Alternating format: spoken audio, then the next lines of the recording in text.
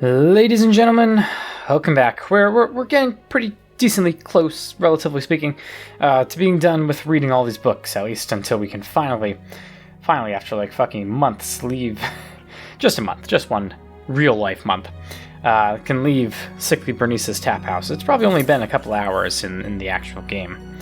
Yeah, pretty much just intro and outro, since reading books doesn't actually take up time in this game. But yeah, let's see what is on the menu for today. We are in the R's right now. NOP. Report disaster at Ionith? Ionith. How long is this book? Wow, this is a 41-page book, dude. What the fuck? Holy shit, who has time for that? Apparently me. Why is this book 41 pages and is only worth 1 gold? That is fucking crazy, dude. Oh my lord, what about Reminata? 11 pages. Oh, you're killing me. You're killing me over here. Well, let's read the report. Yeah, we'll see how I'm feeling after reading this one, whether or not I want to read even a second book. Hopefully I do. But I ain't too damn sure. Report of the Imperial Commission on the Disaster of Ionith. Lord Potreed, Chairman. Part 1, Preparations. The Emperor's plan for the invasion of Akavir were laid in the 270s. Yeah, that sounds weird. When he began the conquest of the small island kingdoms that lie between Tamriel and Akavir. With the fall of Black Harbor in Esrunet in 282, Uriel V was already looking ahead to the ultimate prize. He immediately ordered extensive renovations to the port, which would serve as the marshalling point for the invasion force and as the main supply source throughout the campaign. At this time, he also began the construction of the many large ocean-going transports that would be needed for the final crossing to Akavir, in which the navy was previously deficient. Thus, it can be seen that the Emperor's preparations for the invasion were laid well in advance, before even the conquest of Esrunet was complete, and was not a sudden whim, as some have charged. When Prince Bashaman yielded Esrunet to Imperial authority in 284, the Emperor's full attention could be devoted to planning for the Akaviri campaign. Naval expeditions, what the fuck is that? Naval expeditions were dispatched in 285 and 286 to scout the sea lanes and coastlands of Akavir, and various Imperial intelligence agents, both magical and mundane, were employed to gather information. On the basis of all this information, the kingdom of the Tasiki in the southwest of Akavir was selected as the initial target for the invasion. Meanwhile, the Emperor was gathering his expeditionary... God, that's a tough word, huh? His expeditionary force. A new Far East fleet was created for the campaign, which for a time dwarfed the rest of the navy. It is said to be the most powerful fleet ever assembled in the history of Tamriel. The 5th, 7th, 10th, and 14th legions were selected for the initial landing, with the 9th and 17th to follow as reinforcements once the beachhead was secured. While this may seem to the layman as a relatively small fraction of the army's total manpower, it must be remembered that this every time I see it, I feel like I'm forgetting how to pronounce it. Expeditionary force. Oh my god. It must be remembered that this expeditionary force would have to be maintained at the end of a long and tenuous supply line.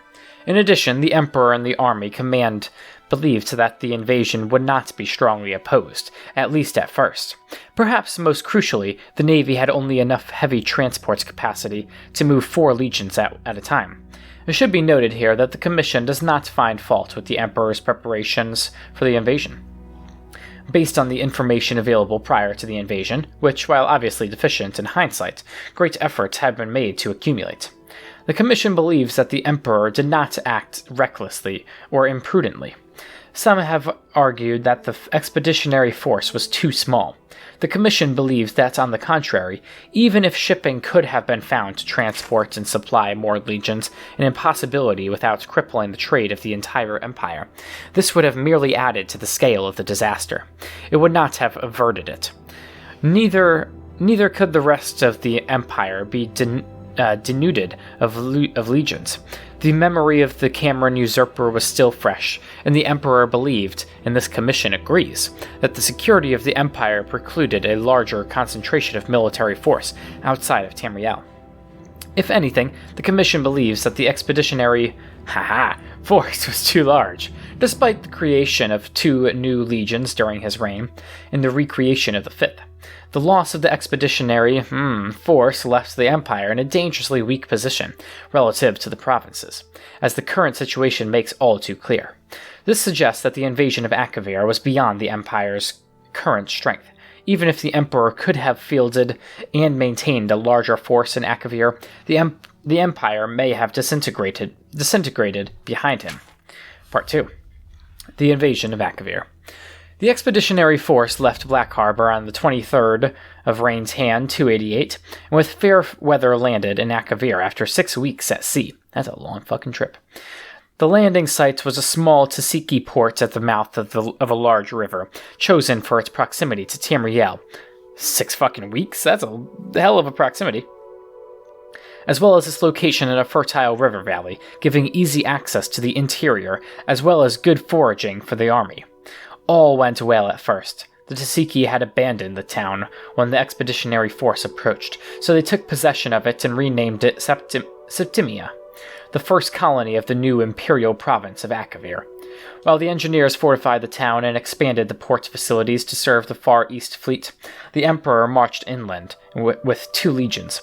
The surrounding land was reported to be rich, well-watered fields, and meeting no resistance, the army took the next city upriver, also abandoned.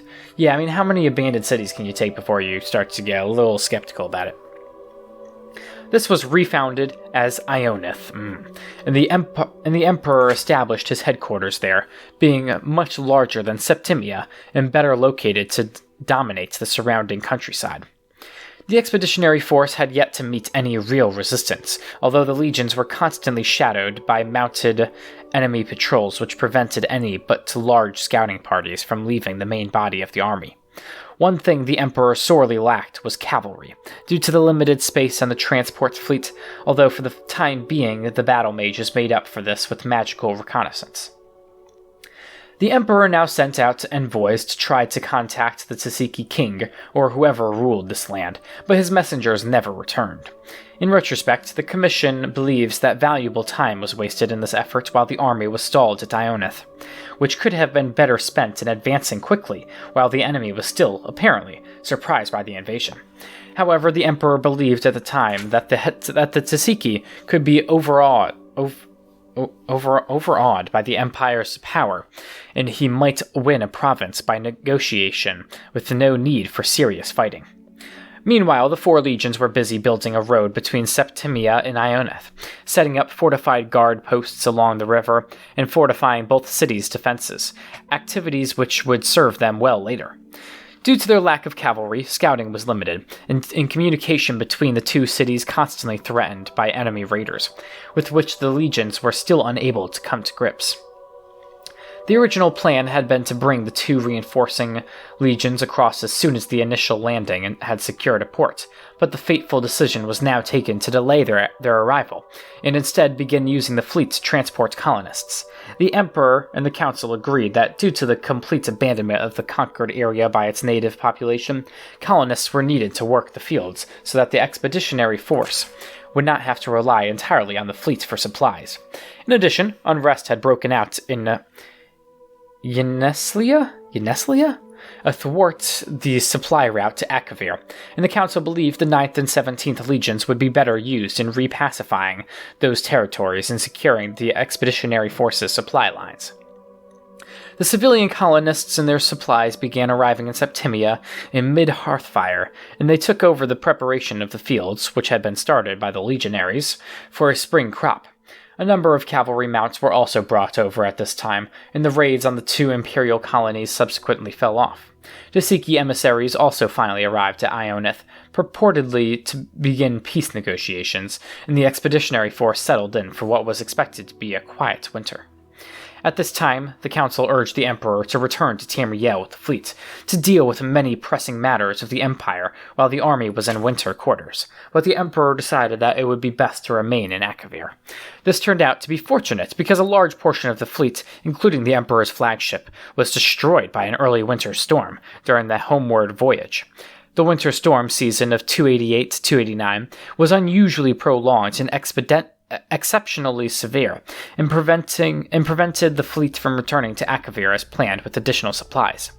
This was reported to the emperor via battle mage, and it was agreed that the expeditionary force could survive on what supplies it had on hand until the spring. Almost halfway through this book. Part 3. The destruction of the expeditionary force. The winter weather in Akavir was also much more severe than expected. Due to the supply problems and the addition of thousands of civilians, the expeditionary force was on tight rations. To make matters worse, the Tasiki raiders returned in force and harried any foraging and scouting parties outside the walls of the two cities. Several watch forts on the road between Septimia and Ionith were captured during blizzards, and the rest had to be abandoned as untenable.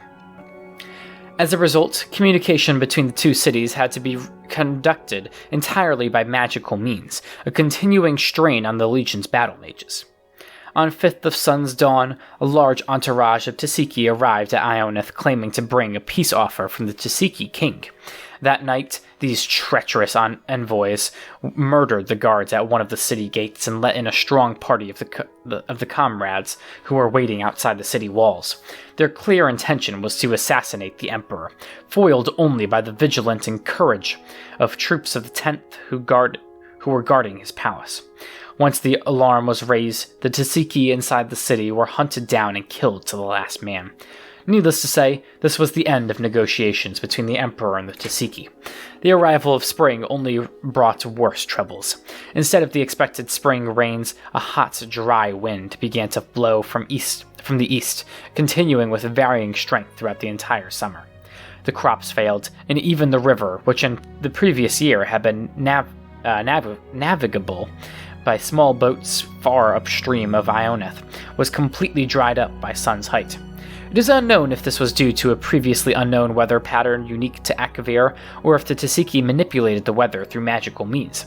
The Commission leans toward the former conclusion, as there is no direct evidence of the Tasiki possessing such fearsome arcane power, but the latter possibility cannot be entirely ruled out. Due to prolonged bad weather, the supply fleet was late in setting out from Black Harbor, and it finally left port in early Second Seed, but was again severely mauled by storms and limped into Septimia 8 weeks later, much reduced. Because of the increasingly desperate supply situation in Akavir, the Emperor dispatched most of his battle mage corps, with the fleet to assist it in weathering the storms, which seemed likely to continue all summer. At this time, the council urged the emperor to abandon the invasion and to return to Tamriel with the expeditionary force, but he again refused, noting that the fleet was no longer large enough to transport all 4 legions at once. The Commission agrees that leaving 1 or more legions behind in Akavir to await the return of the fleet would have damaged army morale. But the Commission also notes that the loss of 1 legion would have been preferable to the loss of the entire expeditionary force. It is the unanimous opinion of the Commission that this was the last point at which complete disaster might have been averted. Once the decision was made to send the fleets back for reinforcements and supplies, events proceeded to their inevitable conclusion. From this point on, much less is known about what transpired in Akavir. With most of the battle mages assisting the fleet, communication between the expeditionary force and Tamriel was limited, especially as the situation in Akavir worsened, and the remaining battle mages had their powers stretched to the limits, attending to all the needs of the legions. However, it appears that the Tasiki may also have been actively interfering with the mages in some unknown manner. Some of the mages in Akavir reported their powers being abnormally weak, and the mages of the War College in Cyrodiil, who were handling communications for this council, reported problems linking up with their compatriots in Akavir, even between master and pupil of long training. The Commission urges that the War College make a particular study of the arcane powers of the Tsiki, should the Empire ever come into conflict with the Akavir again. This really makes me want to have like a DLC or something where we can actually travel to Akavir. I'm pretty sure I read something a little while back now that mentioned that like the original enemy in Skyrim was supposed to be kind of like what Miraak ended up being, but in Akavir, another dragonborn from Akavir who was bringing the dragons with them. That, in my opinion, would have been a lot cooler than the story. Even the two stories, depending on how they did it, I feel like that could have been a lot freaking cooler. But I still like the story that we got in Skyrim. I will not lie. What is known is that the Emperor marched out of Ionith in mid-sun's height, leaving only small garrisons to hold the cities. He had learned that the Tsiki were massing their forces on the other side of a mountain range to the north, and he intended to smash their army before it could gather full strength and capture their supplies, of which he was in desperate need. This rapid advance seems to have taken the Tsiki by surprise, and the expeditionary force crossed the mountains and fell on their camp, routing the Tsiki army and capturing its leader, a noble of some kind. But the Emperor was soon forced to retreat, and the legion suffered heavily on the retreat to Ionith. The Emperor now found himself besieged in Ionith, cut off from the small garrison at Septimia, which was also besieged. By this time, it seems that the efforts of the few remaining battle mages were devoted entirely to creating water to keep the army alive, a skill not normally emphasized at the War College. The fleet had arrived safely back to Black Harbor, thanks to the Battle Mage Corps, but all attempts to return to Akavir were frustrated by a series of even more savage storms that battered Esroniets through the rest of 289. The Council's last contact with the Emperor was an early frostfall. By Evening Star, the Council was extremely worried about the situation in Akavir and ordered the fleet to sail regardless of the risk. Despite the continued storms, the fleet managed to press on to Akavir. Hope was raised when contact was made with the Emperor's battle mage, who reported that Ionith still held out. Plans were quickly laid for the expeditionary force to break out to Ionith and fall back on Septimia, where the fleet would meet them. This was the last direct contact with the expeditionary force. The fleet arrived in Septimia to find its garrison under savage assault from a large Tsiki army. The battle mages with the fleet threw back the enemy long enough for the survivors to embark and the fleet to withdraw. Now that I'm thinking about that story, what the Skyrim storyline could have been, I'm pretty sure I also remember that it would have actually been this Emperor, Uriel Septim V, who would have been that Dragonborn, which actually makes a lot of fucking sense. Which, not to be confused with Emperor Uriel Septim VII, who is the Emperor that we meet in this game, obviously. Anywho, obviously. The few survivors of the expeditionary force who reached Septimia told how the Emperor had led the army out of Ionith by night 2 days earlier, successfully breaking through the enemy lines, but then being surrounded by overwhelming forces on the road to Septimia. They told of a heroic last stand by the Emperor and the 10th Legion, which allowed a remnant of the 14th to reach Septimia. 2 survivors of the 10th arrived in Septimia that night, having slipped through the enemy lines during undisciplined victory celebration. These men confirmed having seen the Emperor die, cut down by enemy arrows as he rallied the 10th shield wall. Part 4, Conclusion. The Commission believes that the invasion of Akavir was doomed from the start for several reasons, none of which could have been foreseen beforehand, unfortunately. Despite extensive intelligence gathering, the expeditionary force was clearly unprepared for the situation in Akavir. The unexpected weather which plagued the army and navy was particularly disastrous, without the loss of a majority of the Far East fleet during the campaign. The expeditionary force could have been withdrawn in 289. The weather also forced the Emperor to assign most of his battle mage corps to the fleet, leaving him without their valuable assistance during the fighting, which soon followed. And, of course, the unexpected drought which struck Ionith during 289 dashed the hopes of supplying the army locally, and left the expeditionary force in an untenable situation when besieged in Ionith. The Tasiki were also much stronger than intelligence reports had suggested. Information on the size of the army the Tasiki were eventually able to field against the expeditionary force is vague, as the only serious fighting took place after regular communications were cut off between the Emperor and the Council. Nevertheless, it seems likely that the Tasiki outnumbered the Emperor's forces by several times, as they were able to force 4 crack legions into retreat and then keep them under siege for several months. As was stated previously, the Commission declines to criticize the initial decision to invade Akavir. Based on what was known at the time, the plan seemed sound. It is only with the benefit of hindsight does it become obvious that the invasion had very little chance of success. Nevertheless, the Commission believes several valuable lessons can be taken from this disaster. First, don't invade Akavir. Second, First, the Tasiki may have extremely powerful arcane forces at their command. The possibility that they may have manipulated the weather across such a vast region seems incredible, and it should be noted that 3 commissioners strongly objected to this paragraph even being included in this report. But the Commission believes that this matter deserves urgent investigation. The potential danger is such that even the slight possibility must be taken seriously. Second, the Tasiki appear to possess no navy to speak of. The expeditionary force was never threatened by sea, and the Far East fleets fought nothing but the weather.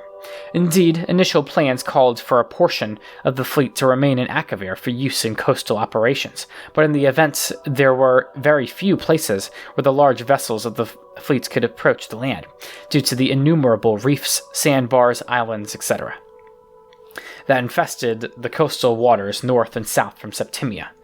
Due to the utter lack of trees in the plain around Septimia and Ionith, the expeditionary force was unable to build smaller vessels, which could have navigated the shallow coastal waters. Any future military expeditions against Akavir would do well to consider some way of bringing a means for inshore naval operations in order to exploit this clear advantage over the Tasiki, an advantage that was sadly unexploited by the expeditionary force. Third, much longer-term study needs to be made of Akavir before another invasion could even be contemplated. The information gathered over the 4 years prior to the invasion was extensive, but clearly inadequate. The weather conditions were completely unexpected, the Tasiki much stronger than expected, and the attempted negotiations by the Emperor with the Tasiki a disaster. Akavir proved alien beyond expectations, and the Commission believes any future attempt to invade Akavir should not be contemplated without much greater knowledge of the conditions, politics, and peoples of that continent than presently obtains.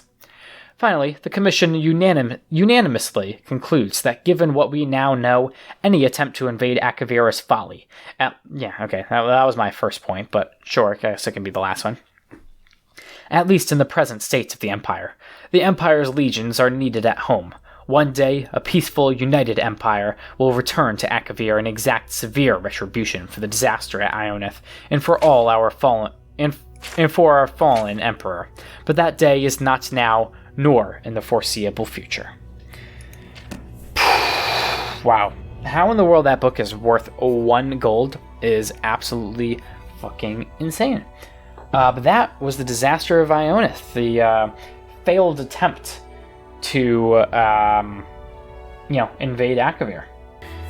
Oh boy, oh my fucking god, you're killing me with this shit game. Come on, dude. God, these books are all way too fucking long, dude. I already have that. Every goddamn book, my dudes. What the fuck? Nah, but seriously though, this is actually crazy.